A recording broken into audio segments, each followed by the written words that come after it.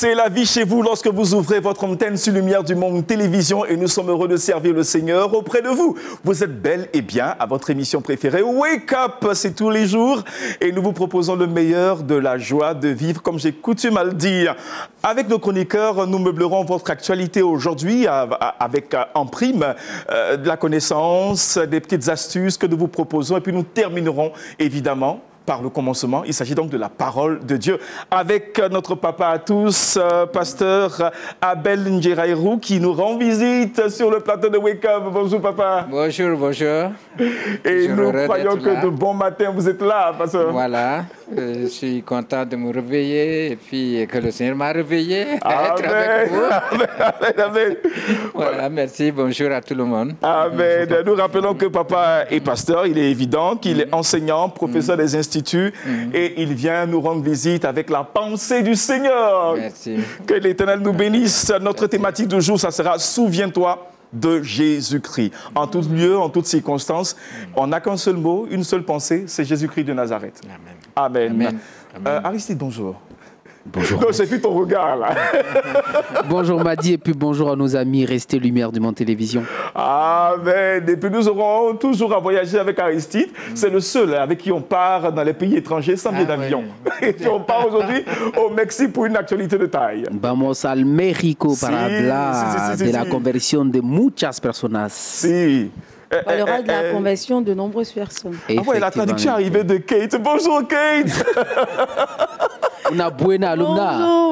Bonjour tout le monde. Bonjour Mazie. Ah, le sourire vertueux et verdoyant de Kate. Oui, aujourd'hui je suis vertueuse. Et c'est elle qui assure la relation d'aide avec tout l'ensemble de l'équipe de Wake Up. C'est sûr que nous allons nous entendre sur un point d'accord, certainement. Hein. Oui, je pense que ce matin nous allons trouver un point d'accord parce qu'il y a lieu vraiment de trouver un point d'accord. C'est clair. Voilà, puis à côté de notre belle vertueuse Kate, nous avons une dame aussi charmante, tout aussi spirituelle. Elle s'appelle Rebecca. Bonjour. Très spirituelle, hein, merci. Bonjour, Madi. Non, mais c'est sûr que les trickbox que nous proposons sur Lumière du Monde Télévision ont toujours une touche divinement inspirée. C'est clair, oui. C'est Dieu qui fait grâce. C'est clair. Voilà, nous sommes prêts. Toute l'équipe est prête. Sans plus tarder, prenons nos marques et puis nous allons y aller à Méditons ensemble.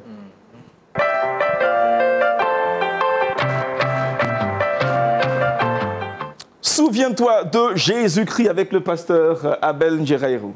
Merci, merci encore à Dieu pour la joie qu'il me donne d'être avec vous. Amen. Dans votre pays, aussi à ce studio. Amen. Je disais que j'écoutais beaucoup de messages de LMTV, Wake Up aussi, quand je me réveille tôt. Amen. Amen. Amen. Amen. Voilà, ce matin, j'aimerais parler du souvenir. De quoi peut-on se souvenir? Qu'est-ce qui est essentiel? Ici, c'est l'apôtre Paul, dans sa vieillesse, un peu comme moi, et dans des situations aussi difficiles, en prison. Il a écrit une lettre donc, à son fils dans la foi, qui est devenu son collègue, et qui va aussi le remplacer. Et il lui donne des derniers conseils. Dans 2 Timothée, le chapitre 2, à partir du verset 1, qu'on peut lire un peu plus, mais je prends les versets 8 et 9. « Souviens-toi de Jésus-Christ, issu de la postérité de David, ressuscité des morts selon mon évangile, pour lequel je souffre jusqu'à être lié comme un malfaiteur. Mais la parole de Dieu n'est pas lié. » Je voudrais faire l'articulation entre le souvenir, de quoi on se souvient. Et si on se souvient de la parole, cette parole-là n'est pas liée. La prison ne peut pas emprisonner la parole. C'est clair. Voilà, on peut emprisonner le prédicateur, la personne, mais la parole n'est pas liée. Je reviendrai à cela tout à l'heure. Il s'agit de se souvenir. Paul a parlé d'abord à Timothée de différentes activités. Le sport, parler du soldat qui est engagé, de l'agriculteur. Voilà, ce sont des activités. À partir de ces activités, il tire des leçons aussi pour son fils. Donc, quand on est dans des activités, on est très occupé. Nous sommes dans un siècle d'informations, beaucoup d'informations. Nous écoutons beaucoup d'informations. Contradictoires ou des formations dans un point d'accord. Il y a tellement d'informations. Comment les gérer chaque jour? Comment les gérer? Qu'est-ce qu'il y a dans tout ce que nous écoutons, dans tout ce que nous voyons? Qu'est-ce qu'il y a d'essentiel? Paul a dit, souviens-toi de Jésus-Christ. Souviens-toi de Jésus-Christ. Pas de n'importe quel Jésus. Bah, Jésus, c'est un prénom, le Sauveur. Mais il y a des gens aussi qui ont le nom Sauveur. Mais il faut préciser, il y a des gens qui émergent, qui pensent qu'ils sont des sauveurs du monde, des sauveurs de leur pays. Mais ce Jésus-là, c'est celui qui est issu de la postérité de David. C'est-à-dire, c'est lui qui a pris notre nature humaine. C'est une personne réelle qui nous a ressemblé. Quand bien même il vient de Dieu, il est Dieu, mais il a pris notre chair. Donc, issu de la postérité de David. Ce n'est pas de n'importe quel Jésus. Non seulement il nous a ressemblé, il est mort pour nos péchés et il est ressuscité. L'unique message au monde. Pour cela, il a ajouté selon mon évangile. Amen. Parce qu'il y a eu des gens, la mort nous a toujours frappés, mais il n'y a pas de résurrection de personne. C'est clair. Même si on prie pour des personnes pour qu'ils recouvrent la vie, la vraie résurrection pour celui qui est mort et enterré, il y a une seule personne, c'est Jésus-Christ. Amen. Mort et ressuscité, parce qu'il devait apporter cette victoire-là sur la mort, le péché, le diable. Donc ce n'est pas de n'importe quel Jésus. Jésus, issu de la postérité de David. Jésus qui a pris notre place et qui est mort pour nos péchés et qui est ressuscité. Et il nous a donné la vie éternelle. Et il dit, c'est ça mon évangile. Donc c'est l'évangile dont nous devons nous souvenir. Il y a beaucoup de paroles, beaucoup de prédications, beaucoup de choses qui se disent. Y a-t-il Jésus dedans? Y a-t-il la résurrection, qui est la colonne vertébrale de l'évangile, du christianisme, si on peut même parler en religion. Mais c'est le message unique. Alors, cela m'a fait rappeler une maman, après avoir étudié 4 ans en France, j'étais revenu dans mon pays et j'allais dans les églises pour saluer et remercier les chrétiens qui m'ont soutenu. C'était des chrétiens tchadiens qui m'ont soutenu pour mes études de théologie. Et dans cette église-là, une maman avec sa Bible traduite dans sa langue m'a salué, m'a encouragé et puis m'a dit, mon fils, quand je lis la Bible me dit, crois au Seigneur Jésus et tu seras sauvé. Est-ce que c'est pour cela que tu as étudié 4 ans en France? C'est une belle question. J'ai dit, mais la chose est simple, le message est si simple, mais pourquoi tu as mis 4 ans? Je lui ai dit, maman, j'ai étudié 4 ans pour cette vérité-là. C'est croire au Seigneur Jésus et tu seras sauvé. Amen. C'est le centre. Nous étudions, nous explorons la parole de Dieu pour nous édifier. Nous étudions pour découvrir toute la connaissance, la révélation dans ce monde. Donc, c'est bien d'étudier, c'est bien d'explorer la parole, c'est bien de recevoir des informations. Tout cela, ce sont des richesses que Dieu met à notre disposition. Mais nous ne devons pas oublier ce qui est au centre. Le Seigneur Jésus, issu de la postérité de David, dont nous ressemble, qu'il est mort pour nous et qu'il est ressuscité. C'est pour cela que nous formons encore des théologiens. Nous écrivons encore des livres, des commentaires. Tout cela pour ne pas nous tromper. Amen.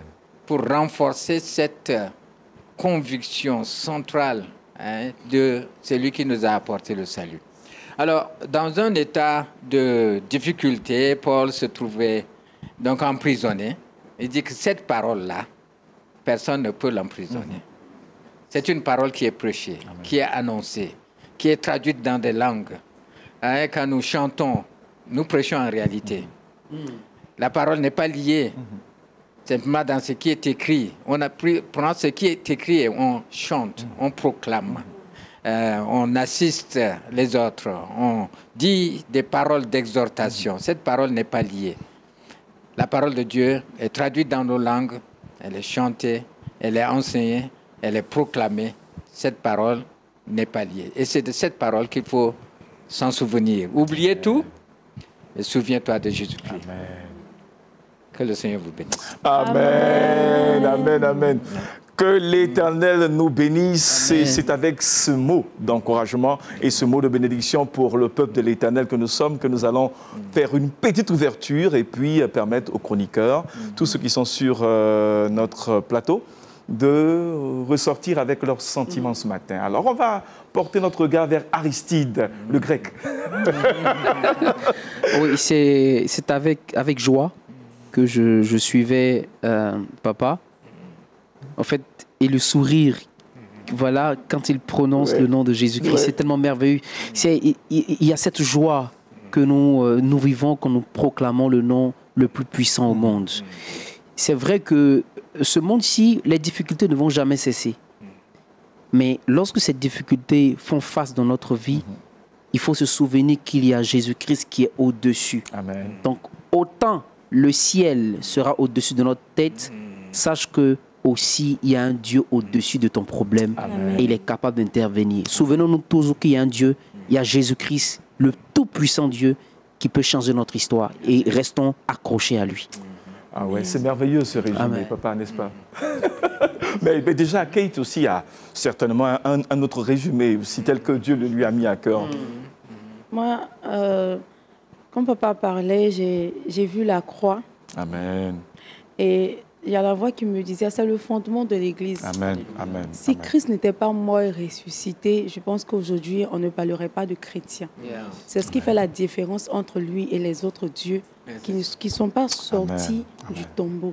Amen. Donc, on ne peut pas vivre notre vie chrétienne et oublier ça parce que c'est le résumé de toute l'histoire du chrétien. Amen. Et c'est cela notre vie. Parce que forcément, Christ est passé par les tribulations. Il a été humilié, insulté, frappé. Vraiment, il a vécu les insultes. Il allait jusqu'à la mort. Il a été tué. Donc, chaque fois, je dis, qu'est-ce qu'on a vécu qui est plus grave que ce que Christ a vécu? Parce qu'un jour dans ta vie, on t'a injurié. Mais Christ a vécu cela. Oui, c'est vrai. Un jour dans ta vie, on t'a rejeté. Mais Christ également a vécu le rejet. Donc, tout ce que nous avons vécu, tout ce que nous vivons dans notre vie aujourd'hui, Christ l'a vécu jusqu'à aller à la mort. Et la Bible dit que après tout cela, qu'il a reçu le nom au-dessus de tout nom. De tout nom. Donc, pour que nous puissions triompher, nous allons forcément passer par ce chemin. Alléluia. Donc, il faut qu'on se souvienne qu'il y a quelqu'un qui a traversé cette vallée-là avant nous. Et donc, ce qu'il a traversé, puisqu'il a été victorieux, qu'il est vivant, et qu'en lui, nous avons la vie éternelle. Donc, ce que nous vivons là, c'est comme une rediffusion de ce qu'il a vécu. Alléluia. Non, j'aurais même dû dire à Kate en une phrase. Tu lui donnes l'opportunité et puis l'évangéliste en elle se réveille. Donc, je vais m'arrêter là. D'accord. Mais Rebecca, on va terminer par toi. Merci bien. Partage ta pensée. Très, très bonne méditation ce matin. Que Dieu nous bénisse. C'est de voir que Christ est le socle de toutes choses. Amen. Le centre de toutes choses. Il est la fin, il est le commencement. C'est avec lui qu'on peut y arriver. Comme Kate l'a dit, il a déjà payé le prix. Amen. Ce que nous traversons parce que nous sommes préparés à une destinée glorieuse. Amen. C'est des étapes qu'il a déjà traversées. Nous devons passer par là, être prêts, être au pressoir, au feu, et sortir avec le quatrième. Amen. Voilà. Papa, les résumés sont faits. Absolument. Je suis édifié aussi par ces résumés. Amen. Amen.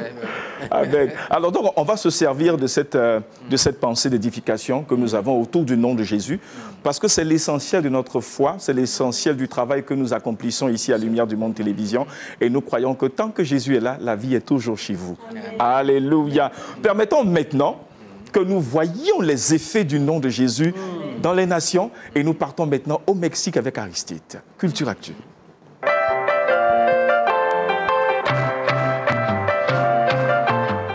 Les effets du nom de Jésus ont permis à 3000 âmes, 3000 personnes de l'accepter et de se faire même baptiser. Mais il le dit mieux que moi en tout cas.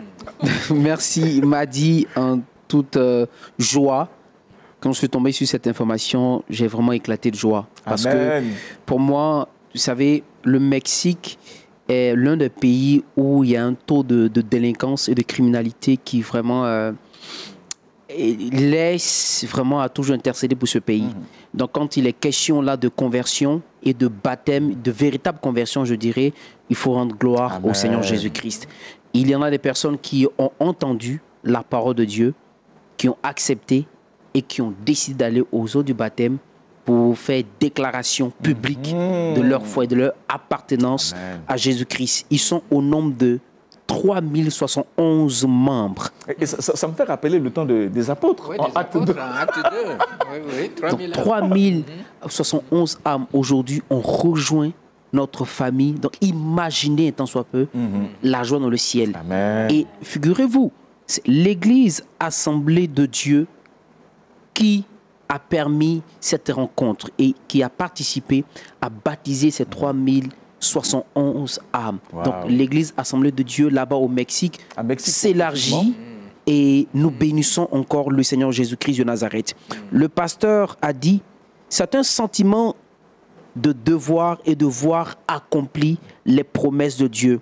Car de plus, nous fêtons notre 100e anniversaire. Donc l'Église Assemblée de Dieu au Mexique a fêté son 100e anniversaire et a disposé ce jour-là pour baptiser ces 3071 personnes. Donc toute la gloire au Seigneur Comme au Jésus-Christ. jour de la Pentecôte. Ouais. Waouh, super. Papa, Merci. qu'est-ce que ça vous remonte comme sentiment d'entendre 3000 âmes se convertir et surtout se faire baptiser?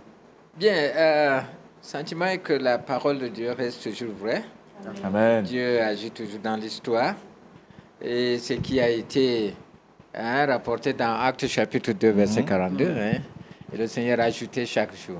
À Amen. l'Église, ceux qui sont sauvés. Amen. Il y a eu des milliers de personnes converties au début de l'Église et des milliers de personnes qui viennent au Seigneur dans tous les pays du monde. Amen. Nous avons ce rapport, mais il y a certainement dans d'autres pays où des gens viennent. C'est pour cela que l'Afrique devient ce centre-là où Dieu est en train de travailler d'une manière particulière pour aussi bénir le monde. Donc c'est un sentiment de joie et d'espérance. Amen. Aristide, nous te disons déjà merci pour le Mexique et nous croyons que l'Éternel t'a donné suffisamment de grâce et d'onction pour sillonner les différentes nations et pour nous dénicher des actualités pertinentes de notre foi. Amen. Amen. Sur ce, permettons aussi que nous voyions l'œuvre du Seigneur lorsqu'il y a des accords, parce qu'il est question de nous mettre en accord. Relation d'aide.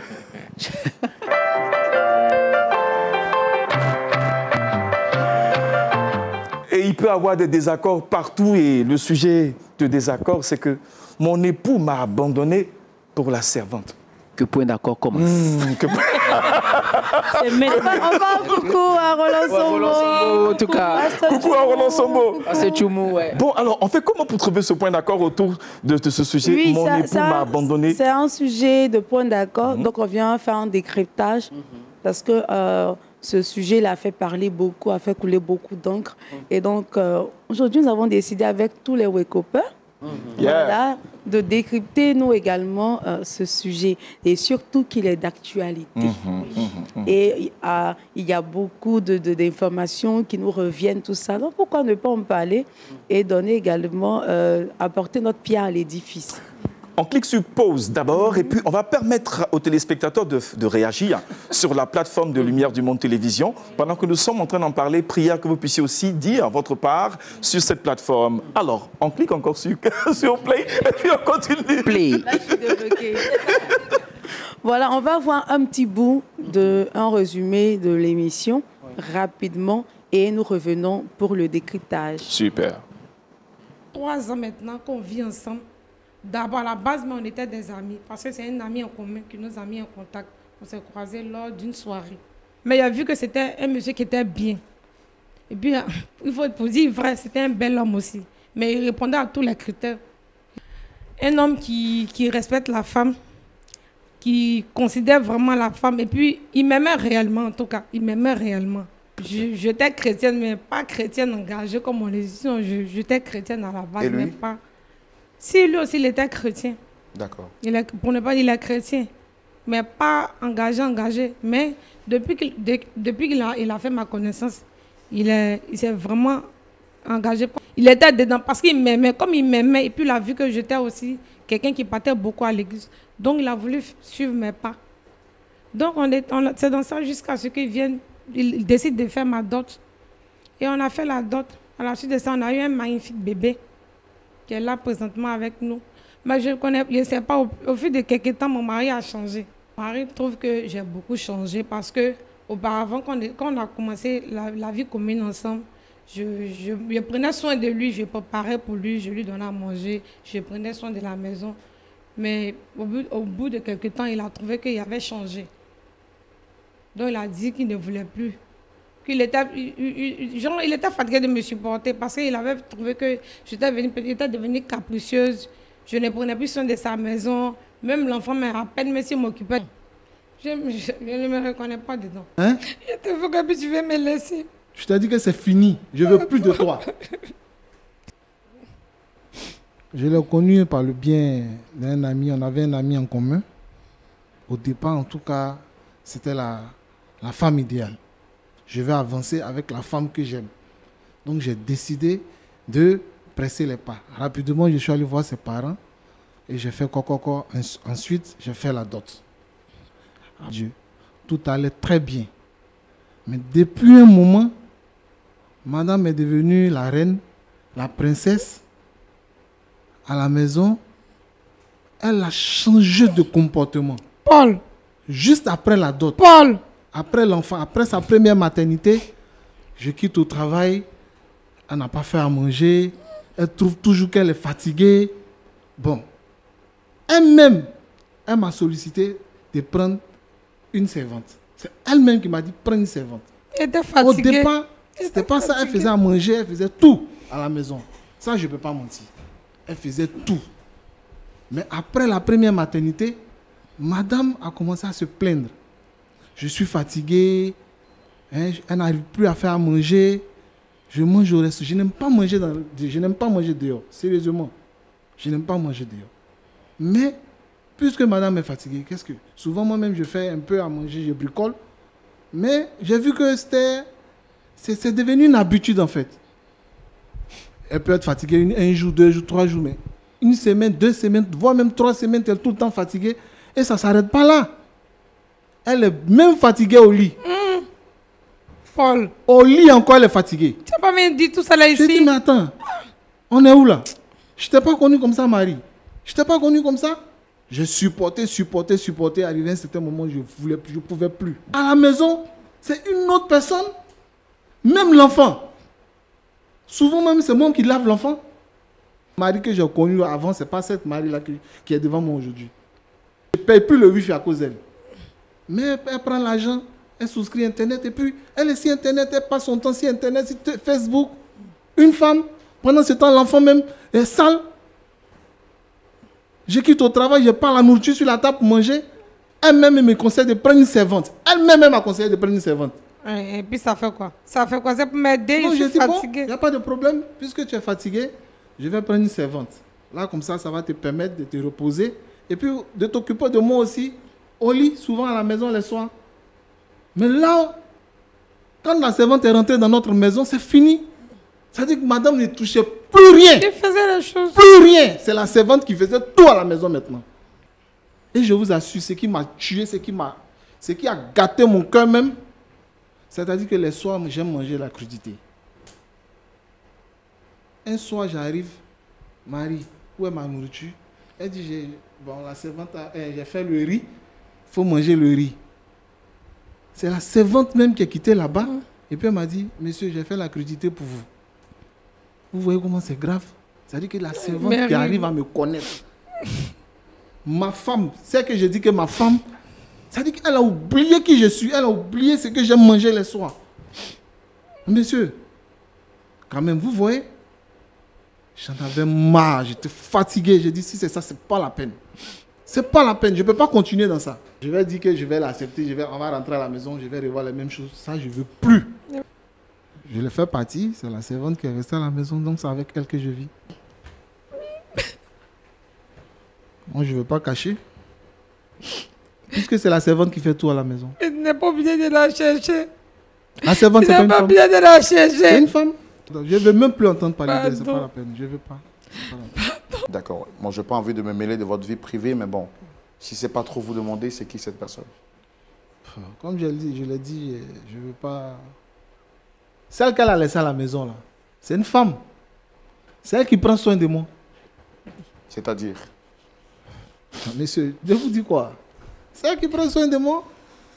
C'est elle qui est à la maison, là. Elle sait que je mange la crudité le soir. Donc, elle fait ça le soir pour moi. C'est elle qui prend soin de moi. Vous la payez pour le faire? Oui, je la paye pour le faire. Je ne dis pas non, mais après ça, vous savez, quand deux personnes sont à la maison continuellement, vous savez, je n'ai pas besoin de le dire. Est-ce que vous êtes en train de nous dire que là, maintenant, vous êtes amoureux de votre servante? Oui. Mais c'est que tu m'as Parce qu'elle me comprend, elle est vraiment soumise. Elle est vraiment soumise, c'est la femme que je veux. C'est la femme qui me comprend, c'est la femme que je veux. Elle est soumise partout. Elle me comble partout. Mon cœur s'est attaché à son cœur. En temps l'autre, je bavarde tout le temps. Je suis fatigué. Oui, alors on part pour le décryptage maintenant. Voilà, comme on a vu dans l'histoire, le monsieur se plaint des comportements de sa femme. Donc, tout a été abandonné aux mains de la fille de ménage. Et donc, c'est elle qui fait tous les travaux. Et même les nuits, le monsieur... Voilà, le monsieur s'est plaint. Voilà, du fait que même la nuit, sa femme est toujours fatiguée, donc n'arrive pas à entrer dans son intimité, tout ça. Et donc, voici ce qui l'a poussé à aller vers la fille de ménage. Et donc, comme on l'a vu, là, il est catégorique. Donc, il ne veut plus de sa femme. Il veut la fille de ménage. Donc, voilà, le débat a ouvert. Bon. Point d'accord. Commence. Téléspectateurs de Lumière du Monde Télévision, en quelques minutes, on ne pourra pas tout déployer, les tenants et les aboutissants de cette affaire, mais juste une réaction, soit dit en passant, avec notre papa, avec Aristide, avec Rebecca, et puis nous allons conclure pour cette partie. Alors donc, s'il y a déjà des réactions, allons-y prendre la réaction d'Aristide, de Rebecca, puis papa va terminer. Voilà. C'est mieux comme ça? D'accord. Alors, Aristide. D'accord. Moi, je crois que il faut tenir son foyer sur la base de la parole de Dieu. C'est très important. Il faut savoir maintenir son homme. L'homme en question, il a pris le soin de dire ce qui certainement l'a déplu. Parce qu'il a dit clairement que même le lit conjugal, c'est... Est délaissé pratiquement. Est délaissé et c'est la fille de ménage qui vient le faire. Moi, je veux vraiment attirer l'attention de toutes les femmes au foyer chrétiennes, d'user franchement de sagesse, de maestria, et surtout s'appuyant sur la parole de Dieu. Parce que la femme sage, c'est elle qui bâtit sa maison. Donc ça veut dire qu'il y a tout un tas d'actions, d'attitudes qu'il faudrait adopter pour ne pas que l'homme parte voir ailleurs. Parce que s'il est mal à l'aise, certainement, c'est ce qui va le pousser à aller dehors. Et peut-être, c'est ce qui l'a poussé à prendre la fille de ménage. Parce que quelque part, il a dû... Il y a un besoin inavoué. Voilà. Un besoin qui ne s'exprime pas. Voilà. Il a vu que sa femme... il s'est senti certainement abandonné. Donc, il a vu quelque part quelqu'un qu'il aime. Quelqu'un qui prend soin. À part la fille de ménage, il n'y avait plus d'autres femmes d'ailleurs. Quelqu'un qui prend soin de lui. Donc, du coup, il s'est accroché. Ça, bon, je ne dis pas que c'est une bonne attitude à adopter. Je parle du mari, je ne dis pas que c'est une bonne attitude à adopter, mais aussi, cela fait mention aussi de quelque part le pardon.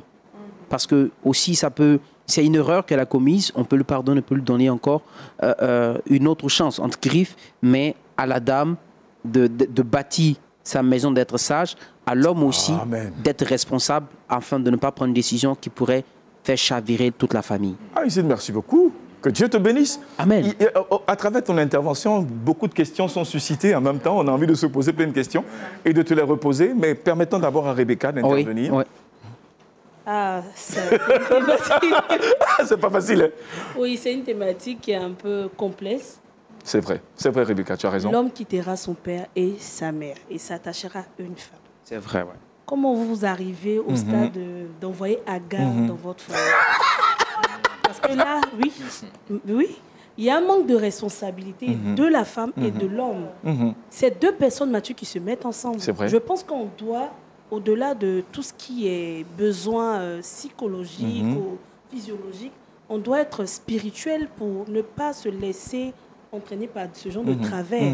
Merci, ma soeur. Voilà, pour se laisser entraîner par ces gens de travers. Il y a que, quand vous êtes en couple, vous allez vivre 4 ans, l'hiver, l'été, l'automne. Vous allez vivre 7 ans-là. Mais par-dessus tout, il y a Jésus. Amen. Il y a Jésus qui doit être le pilier. Donc, il y a des comportements qu'on doit essayer d'éradiquer. Pas parce que ça ne va pas. La répétition est pédagogique. On parle jusqu'à ce que ça change.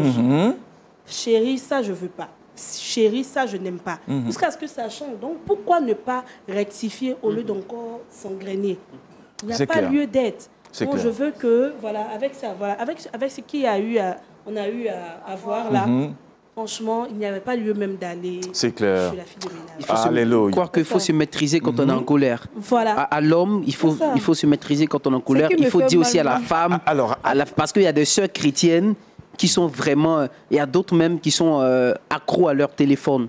Et c'est dangereux si ça peut détruire le foyer. Il faut faire très, très, très, très attention.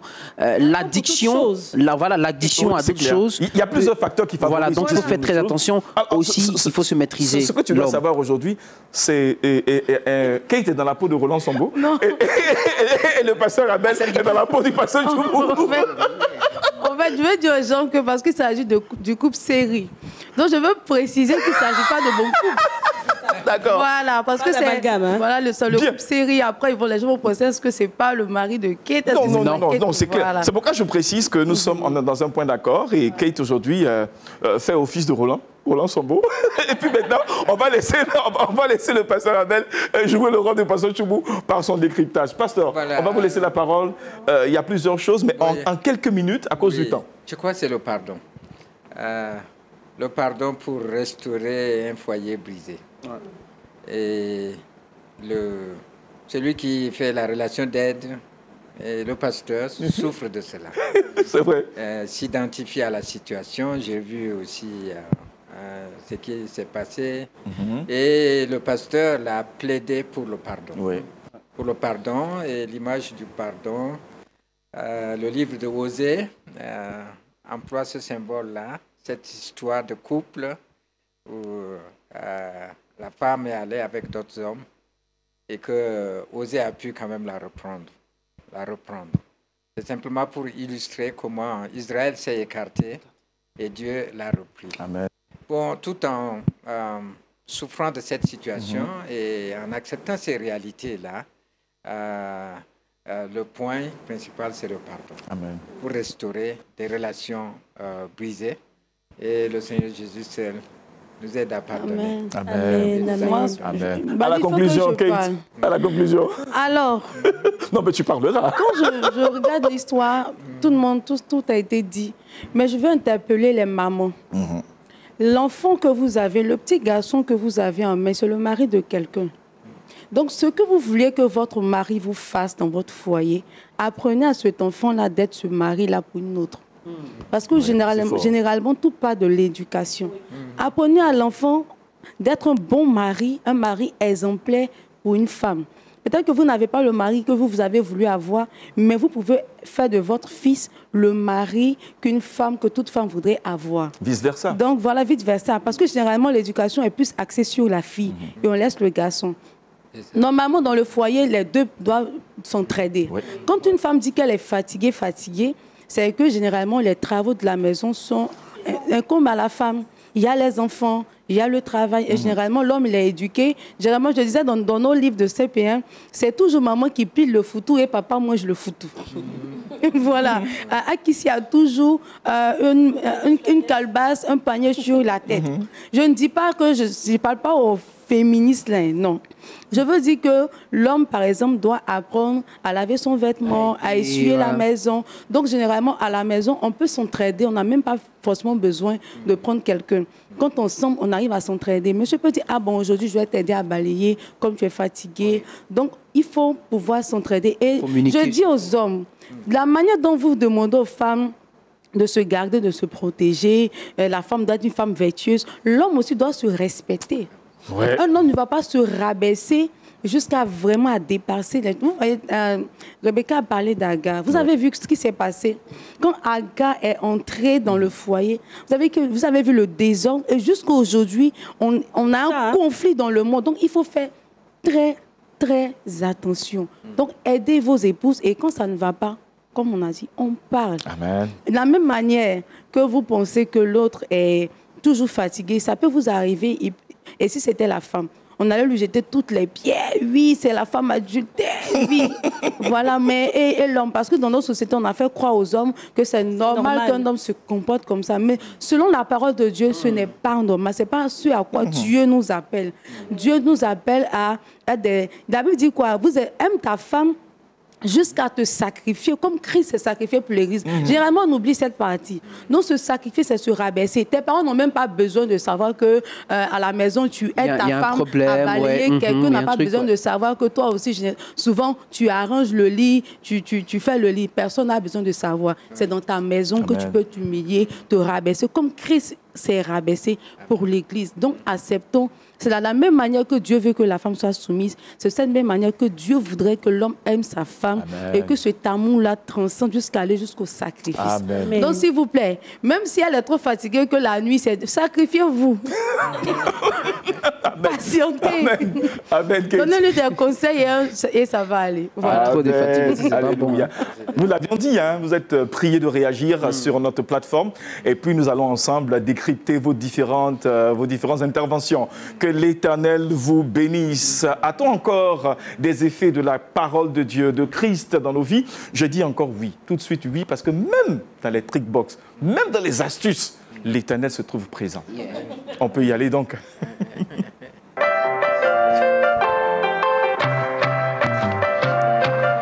Une chose est certaine, l'Éternel nous veut propre, propre dans la maison, propre à tous les niveaux. Alors, des erreurs à ne pas faire pour attirer des cafards dans une maison, c'est avec Rebecca.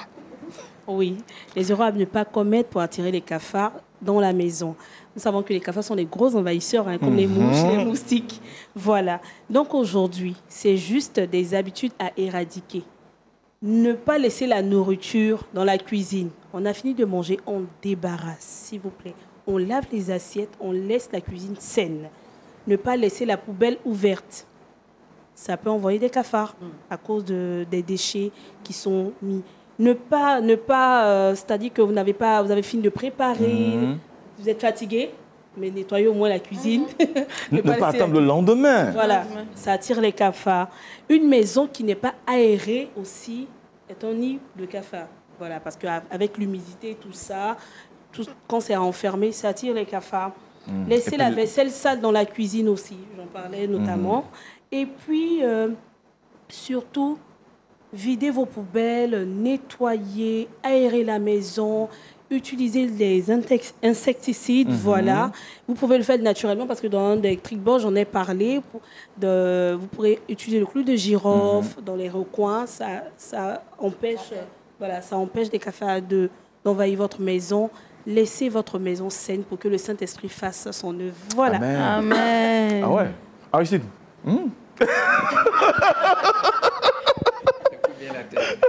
Il s'écoute bien la tête. Mais papa, je crois qu'elle n'a pas tort, parce que même encore, pour avoir la longévité telle que papa l'a aujourd'hui, pour faire le ministère aussi longtemps que possible, il faut être propre. Et la propreté, ça ne consiste pas seulement à ses vêtements, à soi, mais tout l'environnement doit être propre. C'est pourquoi je valide tout à fait cette astuce de Rebecca. Moi, je conseille même de mettre la poubelle dehors, hors de la maison, carrément. Et lorsque vous avez fini, vous mettez les ordures dehors, c'est mieux qu'à l'intérieur de la maison. Surtout, généralement, on a cette difficulté-là quand on habite dans les hauteurs, dans les immeubles, tout ça. Mais il faut trouver un coin, vraiment mettre la poubelle hors de la maison. Aristide, c'est fini. C'est très bien dit. Papa, vous vous apprêtez à dire quoi? Non. Je soutiens un peu ce qu'il vient de dire. Et puis, j'ai grandi un peu. On va rapprocher un peu. Voilà. Dans une famille où la maman nous a entraînés à faire ces travaux domestiques. Et ça m'a beaucoup aidé dans ma famille. Voilà, parce que j'ai appris à balayer, à nettoyer, à sortir la poubelle. Donc, Voilà, Mais il faut papa, éduquer. papa, il faut qu'Aristide écoute bien. Parce que J'écoute lui, très bien. Lui, il a m'a- appris m'a ça, dit- hein. Il a appris, mais il brûle toujours Non.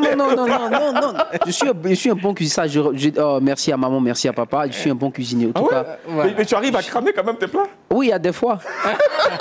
Là, je reconnais à des fois. Et quand il y a souvent, maman ne peut pas tout apprendre. Il y a certains secrets qu'elle ne pourra pas te développer. Mais j'espère que tu les laves bien. Oh, tranquillement. Super. D'accord. Et puis, on va te permettre de garder le micro, parce qu'avec toi, on décortique toujours ce qui est biblique, ce qui est d'autres actualités également. On va donc rester avec toi pour la dernière ligne droite de cette matinale avec Le Saviez-vous?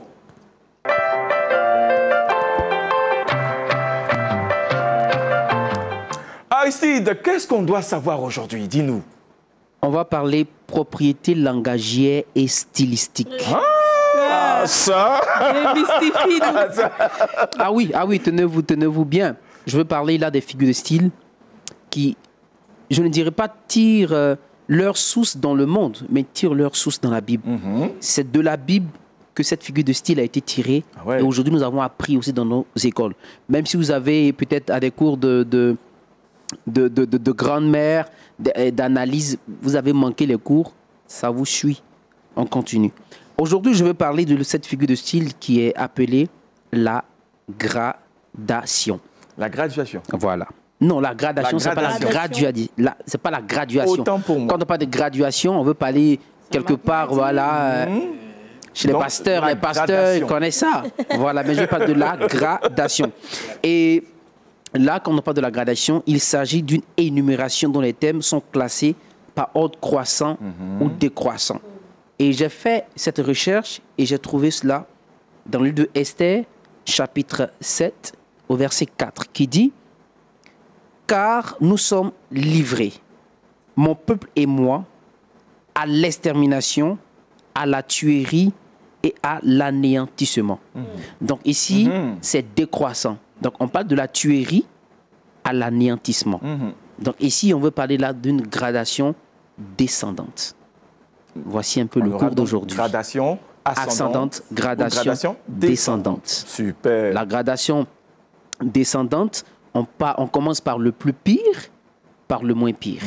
Et ascendante, on commence par le moins pire et on termine par le plus pire. La gradation. Donc, Merci par exemple, venir, s'asseoir, faire l'émission, terminer, on rentre chez nous. C'est clair. C'est bien vu, hein? C'est clair. Alors, donc, merci en tout cas pour cette figure de style qu'on vient d'apprendre. On va permettre à papa de nous laisser son mot de conclusion car nous sommes au terme de cette émission. Voilà, mon mot de conclusion, c'est invoquer la bénédiction du Seigneur. Amen. Mais Papa va rapprocher. J'ai pour- rencontré Amen. dans cette ville d'Abidjan. Mes mots de bénédiction sur tous ceux qui travaillent ici, Amen. l'instrument que Dieu utilise pour propager sa parole. Amen.